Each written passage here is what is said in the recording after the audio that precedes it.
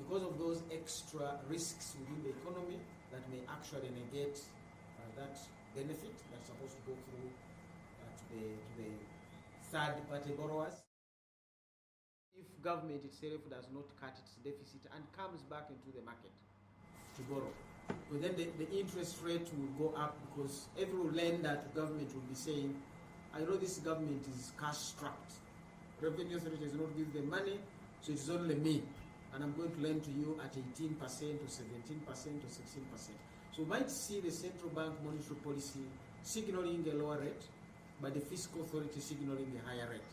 And the fiscal authority usually overrides the monetary authority. So, as my colleagues have already indicated, it's not clear which trend the interest rates will take, and yet that's one of the things that really speak concretely to the welfare of the citizens who want to borrow to resuscitate their economies in a situation where we actually have demand going down. Many of these SMEs have eaten their capital and any savings that they had, and now they really need bank credit or borrowed money to restart their businesses. The same is true on the consumption side. So it's a time we would want to see lower rates, we may not see them. With the government budget work, as they just come to at least a pause, and they come back later, we have seen government trying to refinance through renegotiation of its loans to at least have some of the lenders forgive the servicing of the debt for a period. One of the major lenders to government, China, seems not to be looking in that direction, and I think that at least the message they are giving is they are not in for debt cancellation, they are not in for even a deferral of their lending. Now, that leaves only major lenders, World Bank, IMF, which has now come back into play. We had stopped borrowing from IMF for some time, and then African Development Bank. Now, many of these know Uganda has been there before. They were forgiven. They didn't behave to follow the terms of forgiveness. They ramped up their debt again. So they are saying, well, if I do forgive you, I don't want you to go back borrowing from non-concessional sources. Now, how much do we benefit from the forgiveness or the deferral if they go that route? It's less than $100 million. But then you need to borrow some other 500 possibly. So if that is the catchword to say, I'm forgiving you 100, but don't go for the 500. You may find it tricky to say, let me forget this negotiation because whatever they are giving me is less than what I need. Because already with revenue authority inflows going down or not expected to rise as fast, you need to borrow, and from whichever sources you can find. But now the government is trying to, at least for once or for a long time, they haven't been looking for concessional borrowing. Their emphasis is on concessional borrowing. As I've said, the expenditure pressures may push them off that decision that they have decided to do, and they still have to go out there and borrow. The trend of the shilling is also really another not here, not there. We know there is a $2 billion we may not actualize, going by the developments in the tourism sector and remittances. We may not be able to realize the $2 billion. We have already at least picked some money from IMF, just waiting for a few technicalities to bring it in, so that the central bank will have ability to sustain and moderate the exchange rate. Now that can speak positively and negatively to the government intention, because if you really want to do import replacement, you would want to see a little bit of depreciation, so that it becomes expensive for guys to import, and then they look inwards. But if we are going to sustain a strong currency, then guys will look through and say the hassle of really setting up a factory in Uganda is not easy, from land issues, from electricity tariffs which are high, credit internally which is high, demand of why don't I just go and import these things?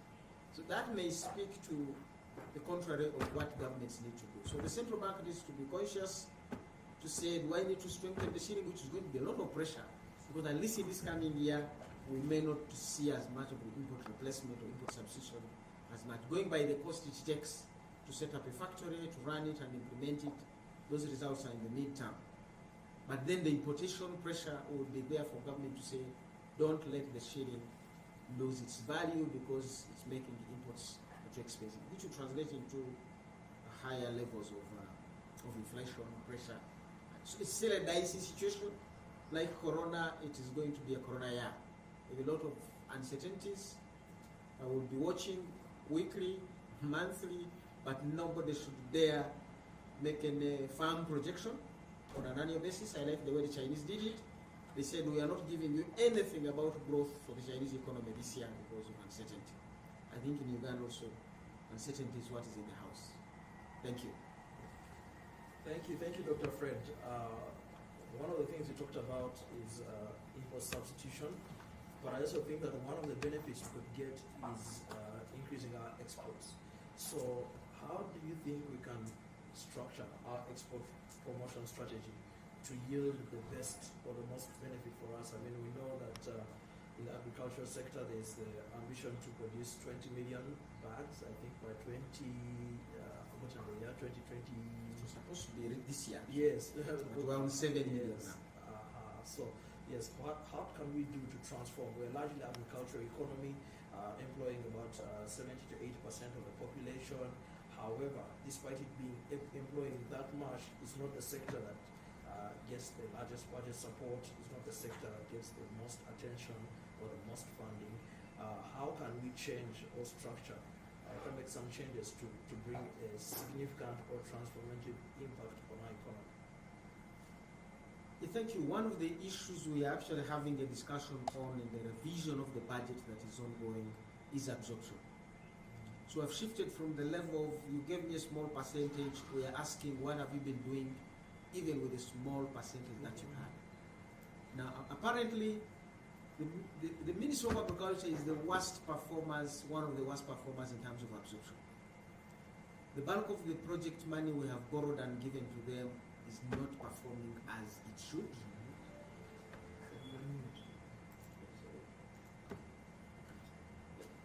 I hope I can come through now. Sorry, I was on a mute version at some point. I don't know how I did that. We are saying that absorption is an issue that we are querying on the sectors, especially agriculture, because rightfully as you say, the sector that will even help us to bounce back in growth is agriculture. In the budget speech of the three main sectors of the economy, industry, services, and agriculture, it's all agriculture that grew positively. Meaning that even within the Corona year, the year Corona entered the economy, agriculture did not feel it. It continued to grow and has grown up to 4%, 4.2% from 3.7. Usually it grows in the lower 3%. But now for it to cross over the 4 is a very good indication that it is going on, and we are seeing the rains are coming through. So we are saying this is going to be our driver of the recovery process. It employs the bulk of our population, so if it gives them some income, maybe some aggregate demand will come back and trigger the other services and industry to grow. But we have concerns about the absorption capacity of the agriculture sector because it has a lot of projects that are not performing well. So we are going to zoom in to say how can this sector actually absorb the resources that it has already before we even increase on its budget. So efficiency, effectiveness, focus of projects is going to be an answer. We can no longer sit by and wait for sectors to do what they have done business as usual. But that's actually a core, and it's a major drive of our exports. 45 to 55% of our exports are coming out of agriculture. And we're trying to convince government that much as import substitution is key, the thing that we already have that is moving is exports. Coffee must continue to move, maize must move, and we have analyzed it to show that the bulk of Uganda's exports are to the region. Mainly 3 countries. We're looking at Kenya, we're looking at South Sudan, we're looking at DRC. This is where the bulk of our agricultural exports go, and with or without standards, we want them to continue going into those places. Before we think of the UK, before we think of the UK, before we think of China, before we think of India, we really are saying we must export to the region because that's where the bulk of our exports go, and they are buying agricultural products. So we think we'll pick leverage into that area and that space by even introducing other crops. We for once have been able to convince the president to widen the crops that can be supported by the government budget. They are now at 14 levels, 14 crops. Originally there were 5, all targeted to agro-industrialization, but now I've said whether we add value or not, let's produce what the region can eat. And so we are looking at cassava, we're looking at maize, we're looking at beans, vegetables, fruits, quite a range of things, and there are 14 items that I think the cabinet has approved that should be promoted. We think this will help us to get a V recovery, which is a quick recovery, just descend once in a year and then go back. Or even if we delay, we should see growth come back in the 2021-22 area. So those are our areas of interest, and we think they do not only increase our exports, they give us food security. They not only give us food security, they give income to the households, because bulk of the people, that is where they earn their income. And they will leverage us, because the quick wins are easy. You don't need to scheme peasants on how to farm. They already know what to do. All they're asking for, where is the right seed that comes at the right season, how can we deal with the locusts, how can we deal with pests and parasites, a few things that disturb us. And we are focusing the government budget in that direction. Thank you. Thank you, Dr. Fred. We'll quickly go to our next panelist, who is Martin. Martin, everyone is talking about tax initiatives not being sufficient, wanting more tax relief. People are asking if we can follow what happened in Kenya and see if we can increase pay not just from the companies, decrease pay not just from the companies, but also to the individuals. In your view, how can the typical Ugandan business benefit from the current tax regime? What, in your opinion, can be done to, from a tax perspective, to create positive impacts for businesses post-COVID? And anything else you may want to share on the tax environment and the tax changes, please, you're welcome to share. Thank you, David. This morning. Good afternoon, Absa guests.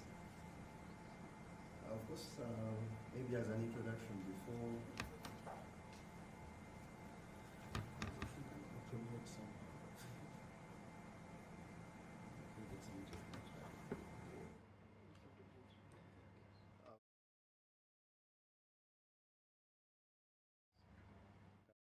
From the current regime and what can be done, I will highlight a few measures that were put in place after the budget reading. And as you already heard, we have 0.5 billion, and out of this, we are supposed to generate, from tax revenue in particular, 21.7 trillion, and this is a movement away from last year. It was 18.8. Currently, when you look at our performance, we are deviating from the budget estimates. Of course, we know what is happening, and it's estimated to be 12.9% for the current year, that is 2019-2020. And with the current budget, it was set up to be at 14.3%, that is of GDP. However, there's been research that the potential of our tax revenue as a percentage of the GDP should be in the range of between 20% and 26%, meaning there is a revenue gap probably of even over 10% due to various reasons. We know we have the informal economy, we have policy issues and administration. So what are the measures that were put in place? And maybe to be fair to government, these measures were put in place, or they were agreed on around April, prior to the intensity of COVID-19. And some of these include, I'll just mention a few. There is an exemption of 10 year from tax of 10 years for particular businesses, for as long as you meet a given threshold. And in particular, if you're a foreigner and you invest 10 million US dollars, if you're a citizen and you invest 300,000 US dollars up country and 150,000 in Kampala, you have a 10-year holiday. Only that it is two particular industries. That is, some of them include the processing of agricultural goods, manufacture, vocational training, logistics, warehousing, and ICT. That is on the side of corporate tax. Even and corporate tax, there was also a revision of the rates for the small business taxpayers. That is for the presumptive regime, where they lowered the threshold and also adjusted the rates.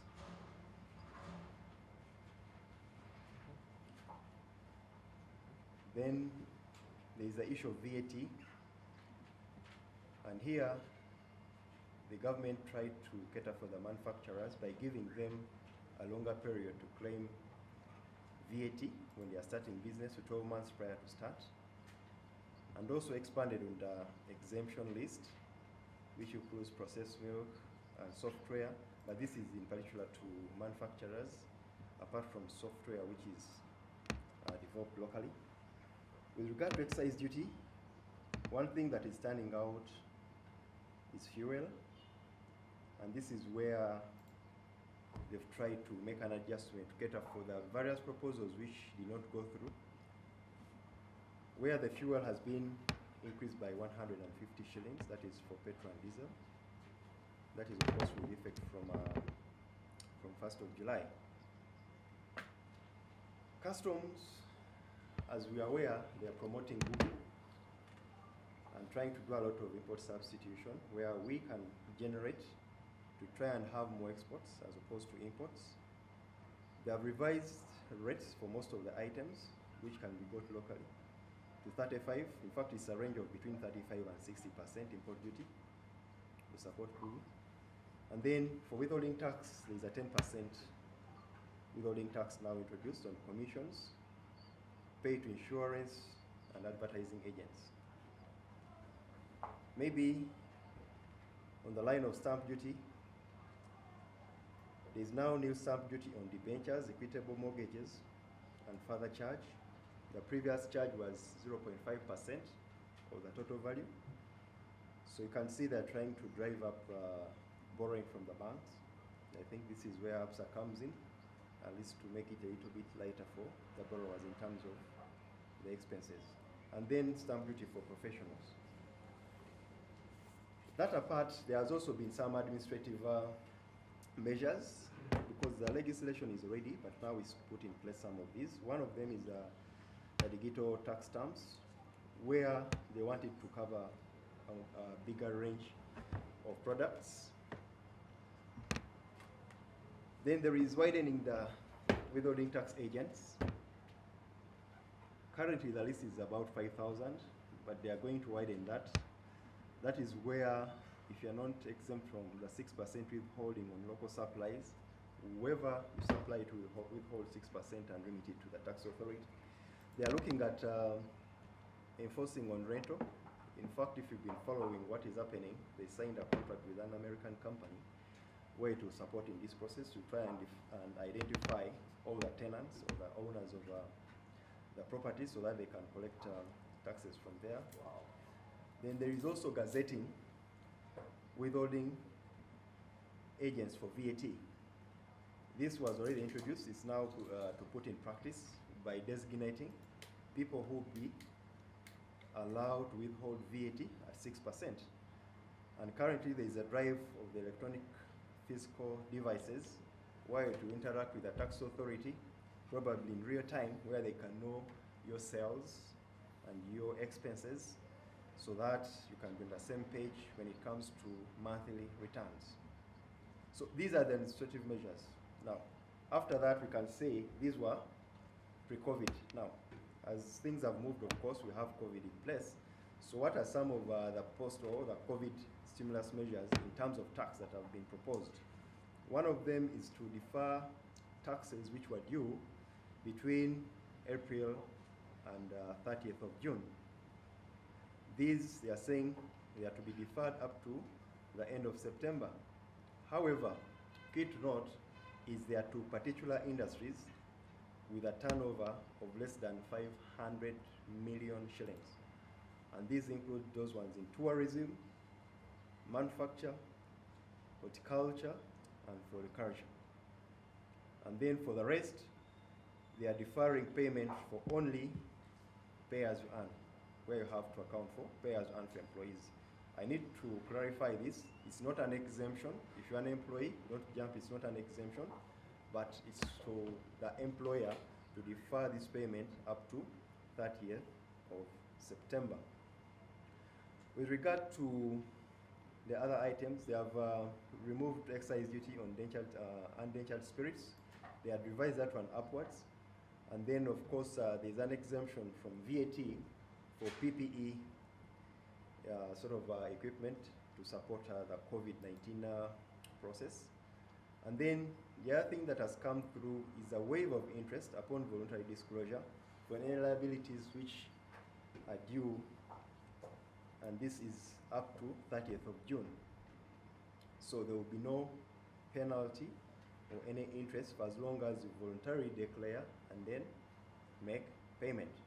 And then the other thing that has come through is to allow a deduction for the expenses or what you've incurred in contributing to the support of COVID-19.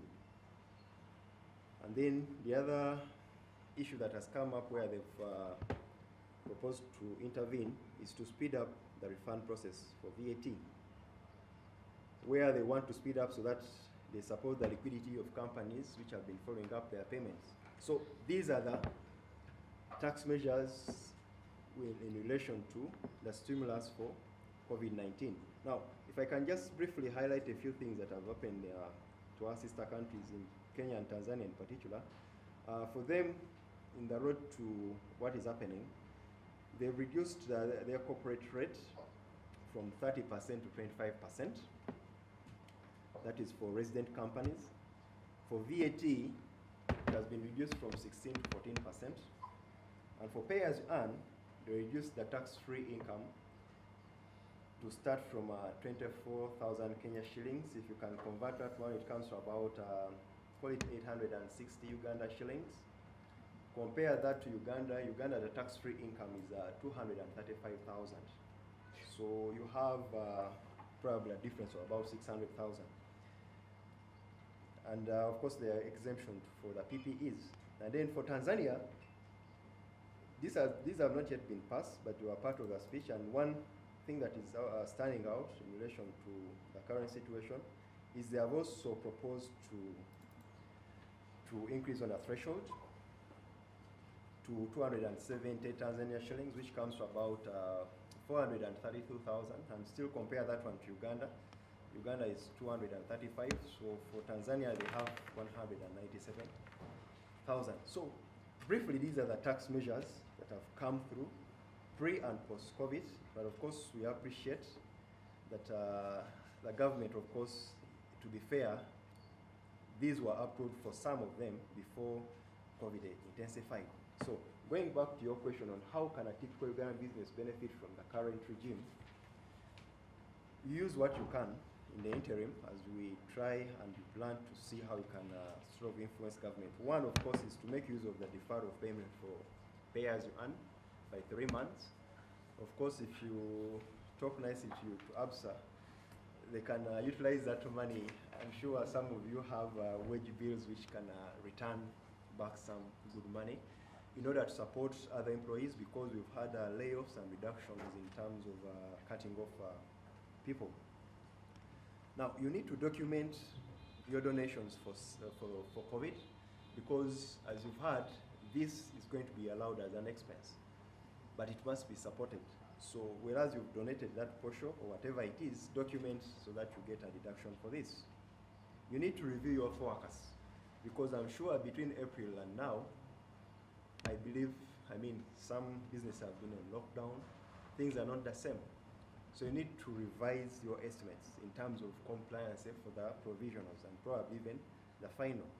You need to think through the timing of how you invoice, because at some point, for as long as you invoice, then the tax point is there. Do you want to invoice when the client is ready to pay? These are some of the things you can think through. Of course, you need to make use of the financing interventions. You've had the economists. The government has come up with some proposals. They've highlighted some things. Can you make use of them? You need, of course, to follow up your refunds. for the tax credits. You already have, for instance, some of you have memorandum of understandings for your liabilities with the tax authority. You've been forgiven for penalties and interest. Do you still want to pay interest for the amounts which are outstanding? Do you want to go back and clear it and maybe make some saving for the tax unpaid? We need to do a quick tax health check, at least as of currently, so that you make use of the 30th of June in terms of benefiting from the waivers. For those who are looking at investing, they have specified the industries. Do you want to make use of that investment, the qualifying investments? You've had your upcountry, you have an opportunity. For 300,000, you have a 10-year holiday. Do you want to make use of it? 150,000 threshold, depending on where your business is going to be located. And of course, you need to engage the government. You need to renegotiate your contracts with some of your suppliers, tenancy, and the rest. So, of course, you're even expanding on the standard operating procedures in terms of the PPEs. You need to capture all these in terms of being able to support them to get a deduction. Now, if I can still quickly move on to the perspective on how can create positive impact on the business to recover or survival, I'll say this is challenging, of course, because no one knows as of when this issue will go away. But we need to acknowledge that the government passed this budget before the situation worsened, and they've indicated, as you've heard, that they are going to realign to what is happening now. So, one thing, of course, we'd expect to have a reduction in the rates, because if you reduce on the rates of taxes, for instance, as you've had our neighbors, then you are creating money being available for people to expend. And even the investors will be encouraged to invest if they have where to sell their products. We'd expect some of the industries which have been hard hit probably to have a break. You have maybe the health, tourism, and education sector have been hard hit. You may want to think through how to maybe give them a break of some sorts. And of course, it's a challenging thing even for the government on reconciling the money, the revenue that they need, and the measures that they've put up in place, especially the administrative. You have the digital tax stamps. These are being enforced. And previously, the government had committed to meet the cost of this for the manufacturers. But of late, they are not meeting this cost. It's an extra compliance cost for the taxpayers.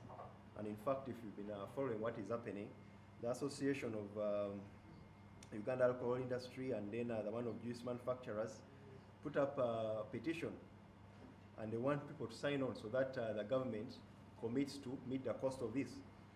Because this will, of course, trickle in terms of affecting the prices of the products for the various industries, like probably the beverages, soft drinks. Yeah, we have, they are saying to gazette more people to withhold tax, more people to withhold VAT. Yes, it's a quick collection mechanism where enforcement is a little bit itself, and you turn it from the government to the taxpayer, but it's going to hit on people's cash flows, and you need people to have the cash to be able to run their businesses. There's the deferral of payment up to 30th of June. 30th of June is a few days from now, call it 15. I think it's not enough. Probably government can now start thinking a bit longer term. They can introduce a sliding scale. Probably after 6 months, like it's 100% by 30th of June, they can say by December, maybe they allow you 25%, another 6 months, another 50, until maybe when it gets to 100% recovery for the penal tax and interest. And of course, they need to extend the voluntary disclosure in relation to the compliance to voluntarily declare and not be penalized, because the government also needs the funds to run the government. So briefly, those are my comments, David, in relation to what you asked. Thank you. Thank you, Martin. Thank you, Martin, for that very comprehensive presentation. Two questions for you. One, the digital stamp tax. How would it work? You talked about the digital stamp tax. That's one. And then second, one of the things the president leaned on to and specifically talked about with regard to tax is deepening our tax base. You know, I think our tax to GDP is the lowest in the region, if I'm not mistaken. How do we increase that given the current situation? I mean, right now the challenges we find is that whenever it comes to tax, it's the people who are formally paying tax that are usually targeted when it comes to increasing tax rates. Those in formal employment, payee, or formally registered businesses. How do we widen the tax base rather than deepen it to get more collections without adversely affecting the golden goose, which is paying the majority of the taxes, and killing it? I don't know if Fred would also have something to comment on that. So Martin, you go first. Fred, who wants to take it? Okay, let me go first, and then Fred can add on. In terms of the digital tax stamps, actually this is just where, like, when you produce an item, like it is, they then put something on that item to confirm that, first of all, it's authentic. And the drive is probably the biggest driver is to deter illicit products. You'll find, like, for instance, when it comes to spirits, there are so many manufacturers behind there, and they have these products on the markets. And through this way, the government cannot collect revenue for the people it cannot identify. But with the legislation in place, if you're found trading in items which have not been sort of where the digital tax stamp has not been used, you are penalized and rest. So it is try and sort of close this gap. Okay. The only challenge now would be for government to enforce it, because they are spread and it's a challenge. So that is the aim of the digital tax stamp, but it comes with a cost. And that is I also where wanted to make a comment, David, on the digital stamps, is that I think part of what the government is trying to do is to see how much is being produced. You find like a normal SME will say, I'm only producing 1,000 bottles of this juice, yet they're in effect producing 2,000. So what the government is saying to the public, do not buy a product that does not have a digital stamp. Then at that point, the government is able to know how much production is being done, by each manufacturer, so that they know that they're collecting the right amount of tax for production. Thank you, Annette. Dr. Fred? I think there are 2 or 3 things on this. One is, as you said, the cost of compliance. The original agreement was government saying I will meet the cost of the installation, which they have not done. 2 is there are some manufacturers who actually, for the reason she has presented, had already put digital stamps to protect their own brands.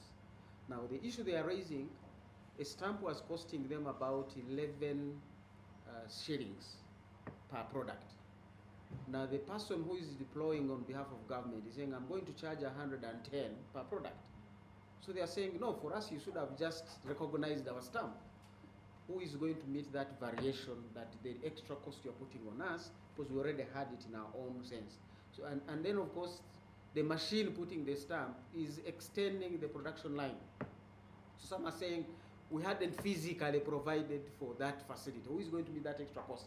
You're not just putting it there. We had already designed our factory based on the line ends there and the products get into the distribution chain outside the factory. So there are quite a number of issues, but government has stuck to its guns and said, whatever happens, I'm going to roll it out. So I think it's going to be a tug of war and a slow process. But also, will it give us the efficiency? Yes and no. It will help us to really capture what is actually now being produced. But we are saying we already had some other precedents to this.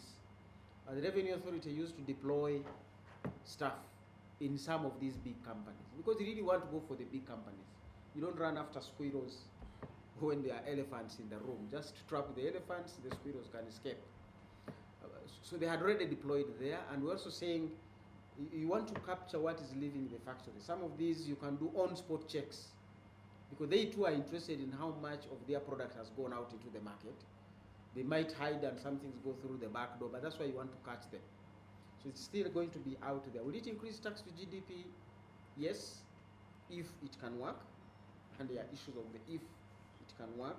But also tax to GDP requires us to look at a number of other things. The president said he has scattered the crowd at URA that was stealing money. maybe it took so long. We'll see whether it was actually a crowd stealing money, which was not true. But if that crowd is dispersed and some money can come in, then some revenues will be collected.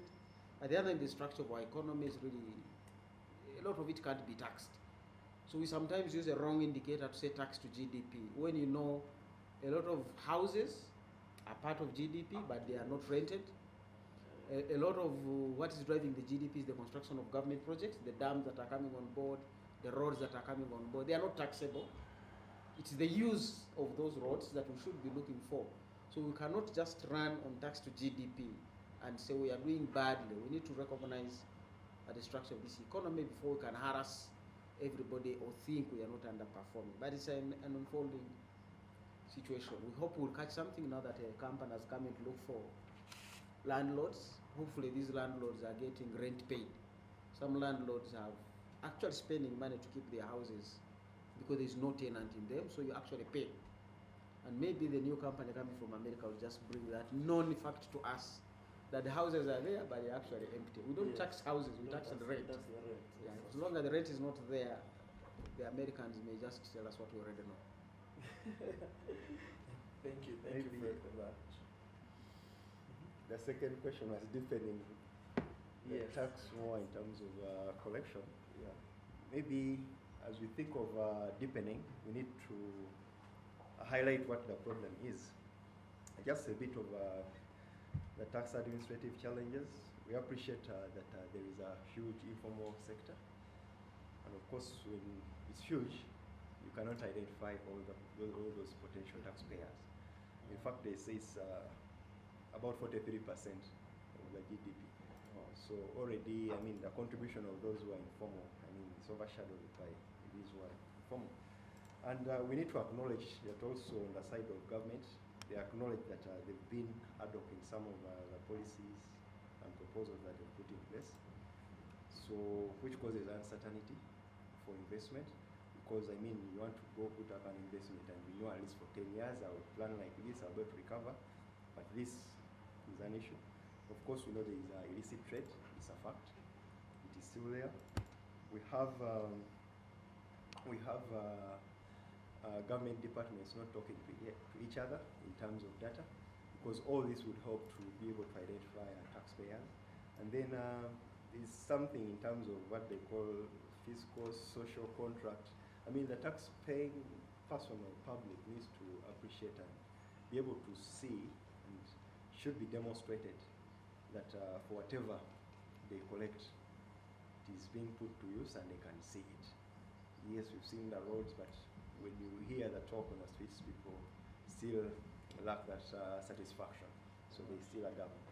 So based on these challenges, of course, it's now where the government also realized and came up with what they call the domestic revenue mobilization strategy, where they are planning to see that probably in terms of policy, they design policies which are not ad hoc, so that they can guide investors to streamline that.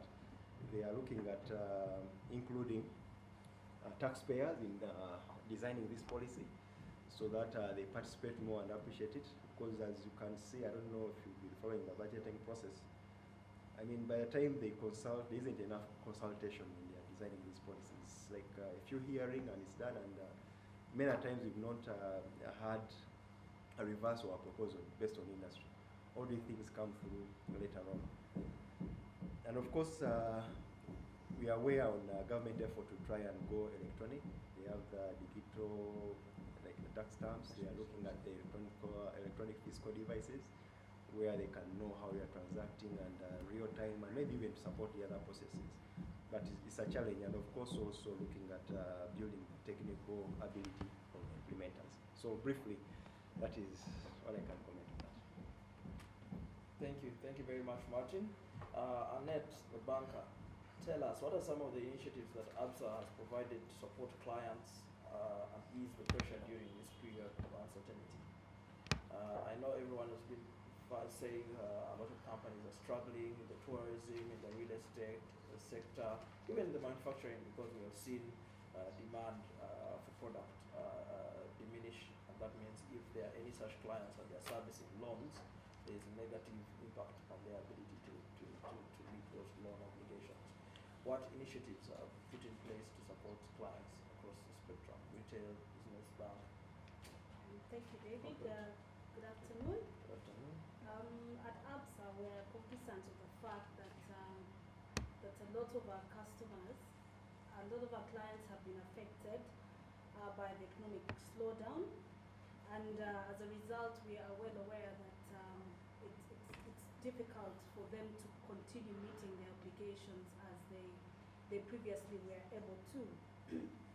And some of the things that we've done, especially on to our customers that were on our borrowing book, we have extended a couple of credit relief solutions, and these have included payment holidays, moratoriums, and we have restructured some of the facilities in discussion with the clients to be able to know that in the next maybe 3 months, 6 months, 12 months, the clients will have recovered and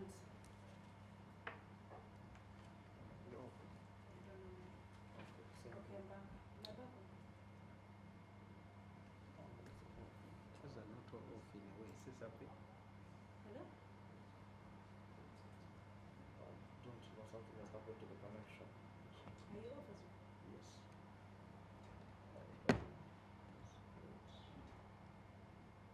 I'll just proceed. I'm logged in now as Martin. You might not be able to see me, but like I was saying, at Absa we're well cognizant of the fact that with the slow activity, our clients are unable to meet their usual obligations, and as a business, as a bank, we have come in and put in a couple of credit relief solutions to our customers. And these will vary from payment holidays to loan restructures to moratoriums, and in some cases extension of payment dates of those credit facilities. And these cut across our client base, not just in the personal market or the business market, but they'll cut across our entire client base. And like everybody has said, there are some sectors that have continued to operate and be productive. And in those sectors, we have continued to offer credit facility where need arises to be able to play our part and continue to support them. And maybe David and to the customers and everybody listening in, some of the things that at Absa we are committed to do is how are we partners with our customers, so that it is not just a bank-customer relationship, it is a partnership. And some of the things that we are doing for our customers is how do we ease the way you do business. For some of us who have been moving in Kampala, since especially the easing of the lockdown both public transport and private cars being allowed to move, we've realized that there's been a lot of traffic jam. So in terms of trying to beat that traffic jam and beat the curfew and try to do banking at the same time, we have actually enhanced our digital offering, and we are saying at Absa what our digital platforms can do, what you can do in the branch you can do at our digital platforms. And with this, we're saying you reduce on the man hours spent between traffic jam or waiting in a bank queue, and you're able to reduce the cost of doing business because now you can do it at your business premises. I think, David, that's for me in terms of Absa. All right. Thank you, Annette. We had a small glitch with our internet connectivity, but we are back now. I don't know if you can hear me. Hello? Okay. You can hear me? Okay. Yeah, perfect. Yes. So let's just go back to Dr. Fred. The way things have changed with regards to doing business. What are the themes that you think about the typical Ugandan business? How we've been doing business before? How do you think it's going to change now? Now that COVID has come, there's a lot of reliance on technology. Social distancing has affected the way we work, and probably also it's going to affect certain sectors like rental and real estate income. For the typical Ugandan business, how do you think that the future is going to be? How do you think business is going to be done going forward? Yeah, thank you, David. I think I'll just pick a statement in the minister's speech to give an idea on what is a typical Ugandan business. The minister provided presumptive tax holiday to up to 23,900 companies, but he's saying that's going to amount to 1.38 billion. So you can really see how tiny our businesses are, and the mountain that URA has to climb to look for taxes. URA are managing 23,900 businesses to just look for 1.3 billion over a period of about 3 months of the exemption period, so that they are so tiny that recovery for them is going to be quite easy and difficult. Easy in a sense that when this is a small bird, it doesn't need a runway to land. It just send a small patch in the forest, it will land there and it will take off. So these are small businesses, they are borders, motorbikes. There are small shops where somebody sits on his merchandise. Any unlocking will make the move, because all they needed was allow us to carry our passengers. The first passenger will give me the fuel and I'll be up and running. So they are easy to kickstart and off they go. But then you don't pick big traction for the economy. So a lot of them will move on, and they have been actually inching into how do we put online. I've been interacting with a lot of hawkers who have said, I need to put my business online. Now, this is something they have never known, but they've actually been transacting online. So when they were moving out of the lockdown, they are not going to come roaming the streets, because you guys were not there to cause jam where they sell. But at least they had already a target. This is where I'm taking my goods. This is the kind of goods somebody has already identified what they want, or have agreed on the price. I'm just delivering. One time I went to Cafe Java's and I found a whole fleet of those delivery motorbikes.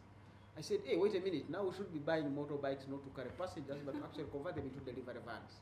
So these are ideas that are really inching out there, people are picking up. But even the big corporates, I've met one of the big corporates who said, I used to have a space and I would employ 160 people who would come to sit here. But because now of social distancing, I only have 30% of my staff in here. But remember, he's still paying per square meter for the entire space, and it is only accommodating 30% of the staff. Now, that corporate is rethinking, saying, what am I doing with 4 floors? I am going to scale down and actually give my staff data, give them security to work at home. So you will see new companies coming up, the one that guarantees security, because now your corporate data is no longer sitting on the server that you are protecting, but you're allowing in your guys to hack in. Your own staff will hacking officially and work. Now the hacker will be targeting that transit point between your server and this person is sitting wherever they are in their homes. Now these are going to get new businesses to prevent the hacking. So it's going to be an evolving situation. Some people will certainly lose out. I think gone are the days when real estate was the future of the economy. We need to be looking at real estate to say, wait a minute, what's the real estate? Is it offices or residentials? Can we see residentials being designed with an office corner somewhere? Or maybe, even if it's not in a person's home, we might see now office buildings being located into residential areas, where some people will say, well, I have a desk there and that's company A, another desk in the other corner is another company, and you're only renting this desk for between 8 and 11, because after that, go away. Another officer is going to come and work in that space. Yeah. This is really the IT platforms that are going to come up, and there will also be physical platforms. But as I said, Uganda's economy is agricultural. Thank God these guys continue business as usual. They are producing the food, we are eating it. As long as it rains, it's going to be good for them, and the budget reallocation is really putting a thrust, both in money terms, but also in improving efficiencies in those who are, deliver extension services, planting materials. This is where we're going to be. So we will see some people suffer, but we're going to see some people gain. Thank you. Thank you, Dr. Fred. Thank you very much. Guests, any questions that you have, please share them. Please send them through so that we can ask. But maybe as we come to wind up, I'd like to ask if there are any final comments that you want to share with our clients. Martin, Annette, Dr. Fred. We'll give 10 more minutes in case there are any other questions that you'd want to put through to our participants and our panelists. Sorry. Maybe David, I think I'll go in terms of key thoughts and especially to our clients. COVID and this pandemic that we've gone through has, I'm getting feedback. Okay. COVID and this pandemic we've gone through has, I think, has provided challenges, but has also provided an opportunity for us to learn. And the best thing that we can do for ourselves is what have we learned. You might find that you are living a certain lifestyle, your expenditure was going a certain way, and now with reduced household incomes, what are you going to, you cannot continue to live the same way, and those are some of the discussions that we have with our clients. How can you do your business differently? How can you save? How can you cut out some of the things that you used to enjoy? And how can you save differently? Some clients will tell us, I don't know how to save. I'll put it on a savings account. When an emergency quickly comes up, I utilize it. How can you use alternative ways of saving? Like, how do you buy an insurance policy for your, for maybe for your health, for your child's education? So I think for me, this pandemic has given us an opportunity to think, and also check how do we do things differently.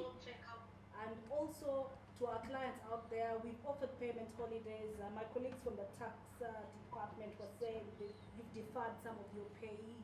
But what do you do? How do you plan to eventually jumpstart and pay that back? Because there'll come a time when you need to pay that money back. So what are some of the things and the plans that you're putting in place to be able to ensure that you're compliant come the time when you are? And for us, this is a time when you should be closest to your bankers, closest to your finances, and so that we are in constant partnership and constant discussion. I think for me, David, I'll end there. All right. Thank you, Annette. Mr. Fred. I think it's a question to really emphasize Annette's point. At this point in time, coming out of the lockdown, we don't know the future. Most people are rushing to borrow to revive their businesses. And we are saying, no, it's the business case that you need to test for so that you can align your borrowing with your recovery. You may want to come back and borrow, which is okay, but don't borrow 20 million when you should be borrowing 5. And then after 3 months when your business has picked up, you add another one. So you need to walk through and sequence your borrowing appetite with the trend that the business is going to take. The business are really going to recover, but you don't want that borrowing to derail you off your recovery track. And you can come in, and the lenders, the banks are very happy. I don't think many banks or any are like money lenders which would be interested in your land title. They're interested in actually your business coming back. So please, when you come to the banks, be as open as when we go to the doctors. We even undress and show them everything and tell them everything, and then they are able to treat us. So when you come to your banker, please share your business plans, share your business concerns. These are your bankers, your partners in the banking, so that you can recover together. I think they will be happy to see you in 2020, 2022, 2023, growing bigger and getting stronger, because that's what they want. So don't hide anything. Come back conveniently, speak the truth, and let's share the risks and uncertainties. We will recover, but we want you to recover along with the economy. I don't want to see anybody missing when we get to 2025. Thank you. Thank you, Dr. Fred. Martin? Thank you, David. Just one comment, was it's a fact that the government has been struggling with expending more than the revenue. And when you look at our balance of payments, of course, the imports are more than exports. And you've heard the changes that are coming through in terms of raising duties on some of the imports so that the reverse probably can be achieved, but it will take some time because we need to build capacity. So I would say that government has to align to provide incentives for people to invest and spend, while of course keeping an eye on being healthy, because I should say this is a difficult balancing act, but it needs to be done. And I would say that there is no normal for as long as we have Tonsemberera, because we need to gather to Kusembere. So until when we can Kusembera, that's when we can think of recovery. Those are my comments. Thank you, Martin. Thank you, Martin, for that. Riddle, we have not forgotten you. I don't know if you, having listened to all these conversations, you have anything in the way of closing remarks?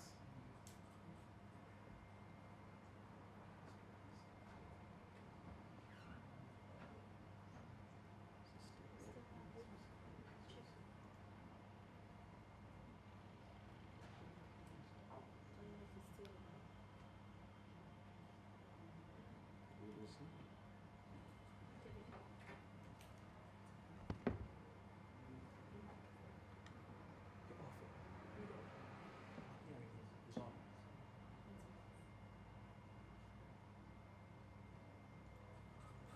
Can you hear him? Yeah. He's on, yes.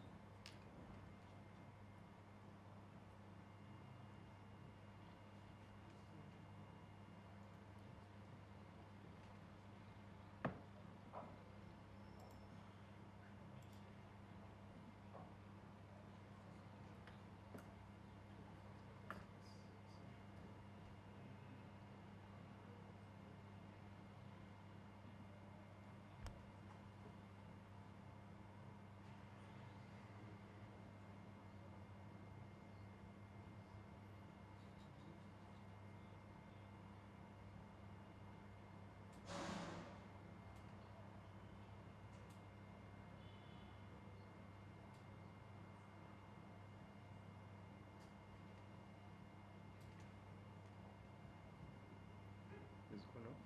Riddle, it seems like we've lost you.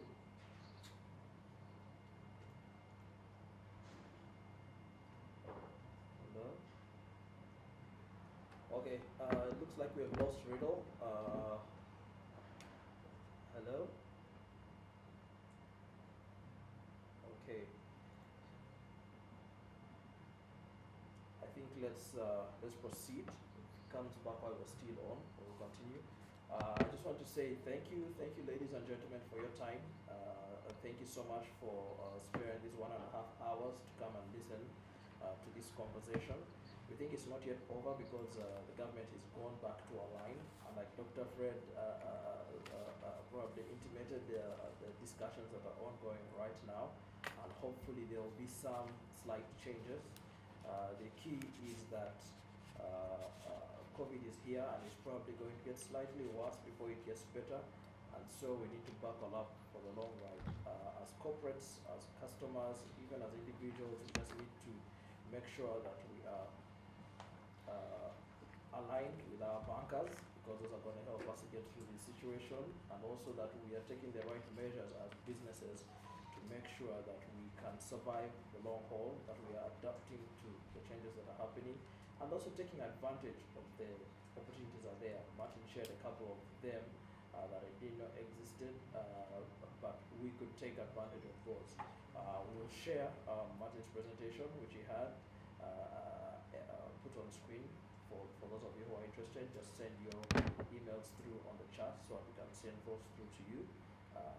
And I'd like to just say thank you so much for coming, and thank you for being part of this. We are committed to being close to our customers and to make sure that we see you through this time in whatever way we can, through our team of relationship managers, both in the retail, business commercial, business banking, commercial, SME, and also the corporate side. Thank you so much. Thank you for your time, and for those who put the team that put this together, I want to say thank you very much, especially for our panelists who gave of their time. Dr. Fred Holmes, thank you very much. Martin, thank you very much, and then thank you very much. Thank you very much for sharing your time and for participating and listening. Have a good day and a wonderful week.